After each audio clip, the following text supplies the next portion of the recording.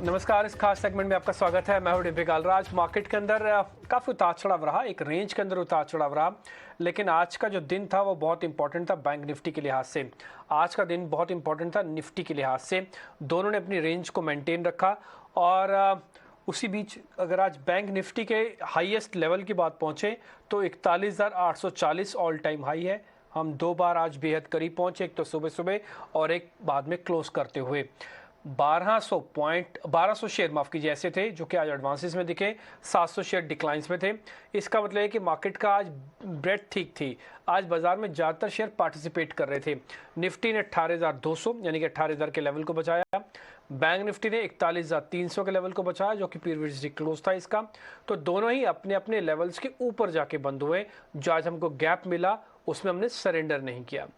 आ जाते हैं बाजार के अंदर एक्चुअली में आज हुआ क्या और कौन कौन से शेयर चले हैं। एक बार इसका पूरा लेखा जोखा आपके सामने रखते हैं।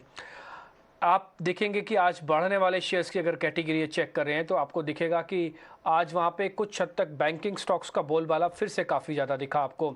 अगर आप उन्हीं शेयर्स की कैटेगरी चेक करेंगे जहां पर आज अच्छे शेयर्स चलते हुए दिखे, उसमें एक तो NIT था, ब्रिटानिया था, अडानी एंटरप्राइजेस था। ये कुछ एक बड़े शेयर्स हैं निफ्टी के जो क्या चलते हुए दिखे। काफ़ी दिनों के बाद BPCL में भी हमको करीब 8% के आसपास की बढ़त बनती हुई दिखी है।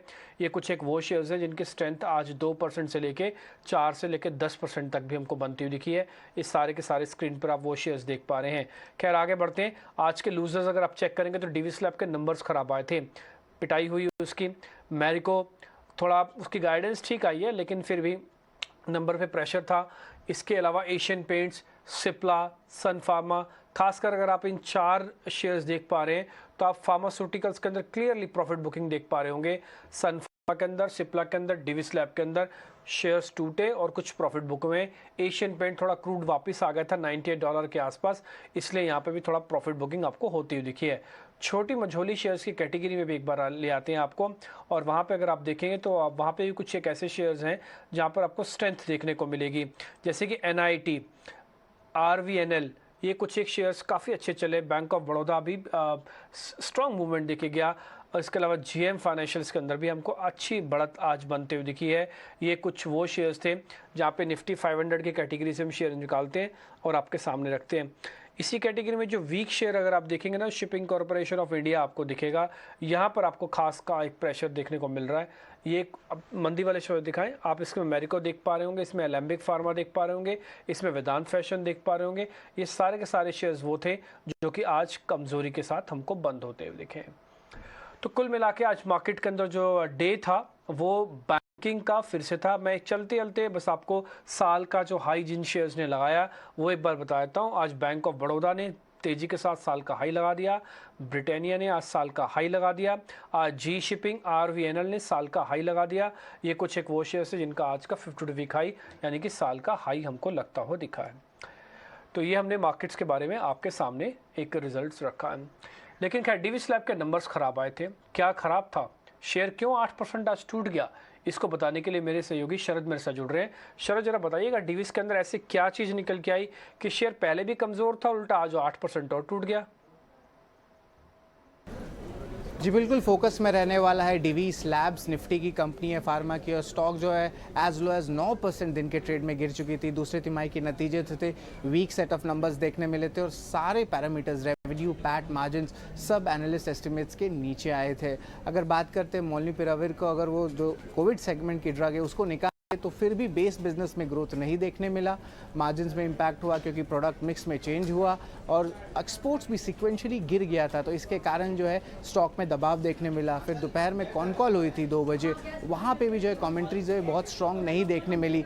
एक टाइप से वीक सेट ऑफ कमेंट्री आई क्योंकि प्राइसिंग प्रेशर अभी भी की सेगमेंट्स में बढ़े हुए हैं। हालांकि कुछ रॉ मटेरियल कॉस्ट में जो आप कह सकते हैं टॉप आउट हुए हैं, लेकिन जो कमर्शियल वॉल्यूम्स हैं अगले 4 से लेकर 6 तिमाही तक बढ़ सकते हैं कस्टम सिंथेसिस बिजनेस के लिए, और यही बिजनेस के लिए FY24 के लिए ग्रोथ आउटलुक स्ट्रॉन्ग रहेगा। हालांकि कांस्टेंट करेंसी रेवेन्यू ग्रोथ जो है 13% का गिरावट देखने मिला इस तिमाही में। और आगे जाते हुए इन्होंने एक और चीज़ कहा कि जो काकीनाडा कैपेक्स है उस पर गवर्नमेंट की अभी कोई क्लियरेंस नहीं आई है, कंपनी उसके लिए वेट कर रही है। और आगे जाते हुए जो कैपेसिटी यूटिलाइजेशन है वो अभी कंपनी की ओवरऑल 83% की है। तो कॉन्फ्रेंस कॉल में जो है कुछ इम्पोर्टेंट बात नहीं आई गाइडेंस को लेके, हालांकि रॉ मटेरियल प्राइसिंग पे दबाव रहेगा, उस पर फोकस रहेगा। ठीक है, तो मेरे सहयोगी शरद आपको बता रहे थे इसके नंबर्स के बारे में। मुनाफे के अंदर तो फिर से 18% का कट आया, आय भी कटी है इसकी। कमेंट्री हालांकि थोड़ा पॉजिटिव कह रहे थे, लेकिन मार्जिन्स पे जो दबाव आया उसने सारी कमेंट्री की जो ताकत है उसको ख़त्म किया। और साथ ही कामकाजी मुनाफा, अगर आप 4 फ्रंट पे किसी नंबर्स को देखते हैं तो चारों फ्रंट पे आपको डिक्लाइंस दिखेगा। शेयर कमज़ोर पहले से था, आज भी कमज़ोरी आई। हालांकि टेक्निकल एनालिस्ट का मानना है कि यहाँ पर आके एक वैल्यू बाय हो सकता है, बट वो लॉन्ग टर्म इन्वेस्टर्स के लिए है। ये एक पॉइंट भी सामने आता है। खैर आगे बढ़ते हैं। ये तो नंबर्स आ गए, कईयों के नंबर्स आने बाकी हैं, जैसे कि टाटा मोटर्स के नंबर आने बाकी हैं। सृष्टि मेरे सहयोगी टाटा मोटर्स के नंबर्स कैसे आ रहे हैं वो आपको बता रही हैं, फिर हम और आगे बढ़ेंगे। सृष्टि बताएं आप। टाटा मोटर्स के नतीजों के अनुमान की बात करें तो एक बार फिर हमें लॉस घोषित करने की ही उम्मीद है, जहां पे कंपनी हो सकता है कि इस बार 7 स्ट्रेट क्वार्टर हम देखें कि टाटा मोटर्स लॉस घोषित करती हुई नजर आएगी, क्योंकि इसके कारण से मैं क्वार्टर ऑन क्वार्टर देखें तो वहाँ पे वॉल्यूम ग्रोथ काफ़ी सबड्यूड देखने को मिली है इनके JLR और साथ ही इंडिया बिजनेस में। और इसके अलावा देखें तो हायर इंटरेस्ट कॉस्ट का असर जो है हमें कई समय से कंपनी से जूझती हुई नजर आई है। सबसे पहले JLR से अगर शुरू करें तो तिमाही दर तिमाही 5% इनके वॉल्यूम्स में इंप्रूवमेंट आई है, पर सबसे अहम होगा इनके मार्जिन का नंबर देखना, जहाँ पे 11% के EBITDA मार्जिन की हम उम्मीद कर रहे हैं। जी हाँ, यहाँ पे कैश फ्लोज जो हैं थोड़े से बेहतर ज़रूर होते हुए नजर आए हैं। कंपनी ने कहा था कि सेकंड क्वार्टर में वो ब्रेक इवन करेंगे और सेकंड हाफ में हो सकता है कि इंप्रूव करते हुए नंबर्स दिखें, तो वो एक चीज़ होगी जो हमें देखनी होगी। पर इनके इंडिया बिजनेस में भी इंप्रूवमेंट मामूली सी 5% की देखने को मिली है तिमाही दर तिमाही। यहाँ पे मार्जिन अगर देखें तो इनके पैसेंजर व्हीकल बिजनेस में हम उम्मीद कर रहे हैं कि करीब 7% के मार्जिन रहेंगे और कमर्शियल व्हीकल बिजनेस में 6% के आसपास की हमें उम्मीद है। दोनों में ही तिमाही दर तिमाही इंप्रूवमेंट रहेगी। पर क्या कुछ ड्रैग दे सकता है कंपनी के नंबर्स को, क्योंकि जेला के वॉल्यूम्स में अभी भी प्रेशर है सप्लाई चेन कंस्ट्रेन के चलते, और साथ ही जिस तरीके से फॉरेक्स में और US डॉलर में उतार चढ़ाव हमें देखने को मिला है, तो फॉरेक्स लॉस जो है वो शायद काफ़ी ऊपर आते हुए दिखे। अब इनके नंबर्स पे अगर नज़र डालें तो 79,644 करोड़ आय में हम उम्मीद कर रहे हैं। EBITDA में करीब 151% का जंप हमें देखने को मिल सकता है, 7,995 करोड़ की हमें यहाँ उम्मीद है। मार्जिन के फ्रंट पे 10% EBITDA मार्जिन आने की हम उम्मीद जता रहे हैं। वहीं प्रॉफिट तो नहीं हम उम्मीद कर रहे हैं, एक बार फिर कंपनी लॉस घोषित कर सकती है, पर आंकड़ा थोड़ा सा कम है जितने हम कई क्वार्टर्स से देख रहे थे। 655 करोड़ हम उम्मीद कर रहे हैं कि कंपनी इतने नंबर का जो है लॉस घोषित करती हुई नजर आ सकती है। ठीक है, टाटा मोटर्स वैसे भी ग्लोबल और डोमेस्टिक दोनों फ्रंट के नंबर्स को ऐड ऑन करके बताता है। ये सेल्स के नंबर अलग से आते हैं, बट नंबर्स में JLR का रिफ्लेक्शन भी आपको दिखेगा। थोड़ा मार्जिन्स बढ़कर आएंगे, वैसे प्रॉफिटेबिलिटी को लेकर थोड़ा अभी डाउट है, जैसे सृष्टि हमको बता रही है। हालांकि प्राइस एक्शन के हिसाब से देखने पे ऐसा लग रहा है कि नंबर्स थोड़ा सरप्राइजली पॉजिटिव सरप्राइज आपको दे सकते हैं, थोड़ा ऐसा लग रहा है प्राइस एक्शन देख के, क्योंकि प्राइस में एक चीज़ डिस्काउंट हो रही है कि अगर नंबर ख़राब आए तो भी ज़्यादा की शेयर गिरेगा नहीं, और अच्छा है तो बेहतर रिटर्न दे सकता है आपको in the terms of stock market trading के। खैर आगे बढ़ते हैं। इस पीछे एक खबर की और डेवलपमेंट हो रही है जो कि रिलायंस इंडस्ट्रीज़ को लेकर है। स्वामित मेरे सहयोगी मेरे साथ जुड़ चुके हैं।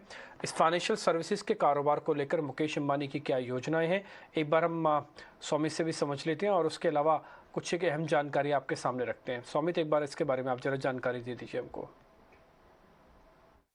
तो जो केवी कामत है, जो कि एक वेटरन बैंकर है, वो रिलायंस इंडस्ट्रीज़ के Holi own subsidiary Reliance strategic investment में इंडिपेंडेंट डायरेक्टर और नॉन एग्जीक्यूटिव चेयरमैन बनने वाले। अभी जो रिलायंस स्ट्रैटेजिक इन्वेस्टमेंट है, इसका नाम चेंज कर दिया जाएगा जियो फाइनेंशियल सर्विस में, और इस कंपनी के पास RBI की NBFC की लाइसेंस है।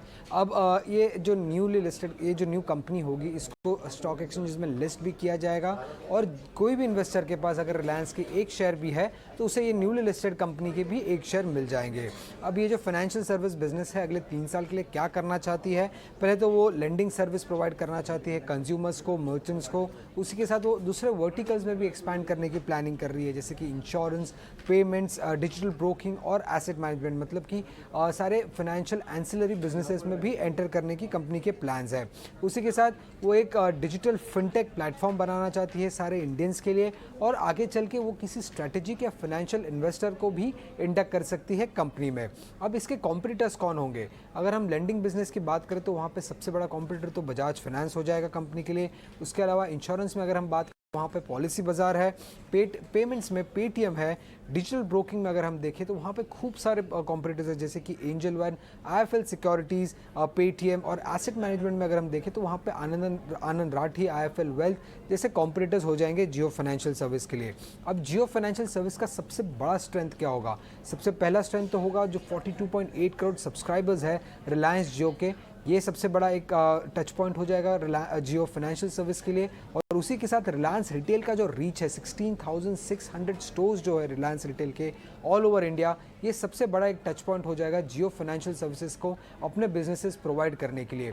अब अगर हम वैल्यूएशंस की बात करते हैं तो अभी तक एनालिस्ट ने इस बिज़नेस को कोई वैल्यू नहीं दिया था और अभी भी कोई वैल्यू ज़्यादा नहीं दे रहे हैं, बट हमें इतना तो पता है कि जो ये नया बिजनेस होगा उसका इक्विटी बेस करीब 6,760 करोड़ होगा, और ट्रेजरी शेयर्स भी रिलायंस इंडस्ट्रीज के इस बिजनेस को ट्रांसफ़र किए जा रहे हैं, जिसका वैल्यू करीब 1.1 लाख करोड़ होगा।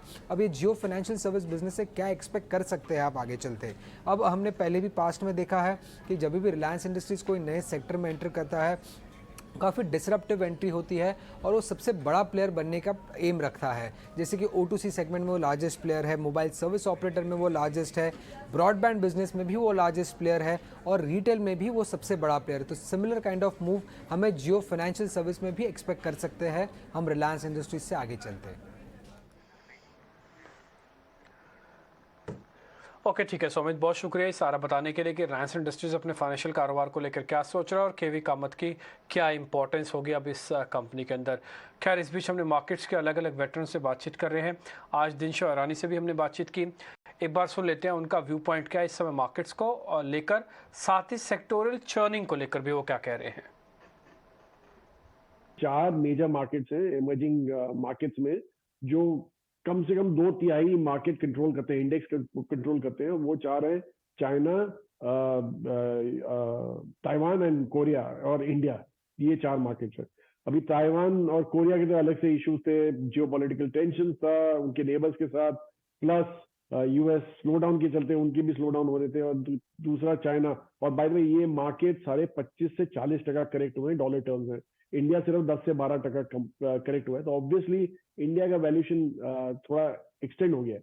इसीलिए हमें ये लगता है कि आप अगर जो आज की तारीख में जो हम देख रहे हैं जिस हिसाब से अपने बाजार को, वो यही देख रहे हैं कि जो इंटरनल स्टोरीज हैं, जो हमारी कंजम्पशन ड्रिवन स्टोरीज हैं, या तो जैसे BFSI वगैरह हो गए प्राइवेट सेक्टर वाले जो कंज्यूमर फेसिंग होते हैं, वहां पे आप ज्यादा ध्यान दीजिए, और एक्सटर्नल फेसिंग जो सारी स्टोरीज हैं वो उनको थोड़ी देर के लिए भूल जाइए और एंजॉय कीजिए हमारे डोमेस्टिक कंजम्पशन को।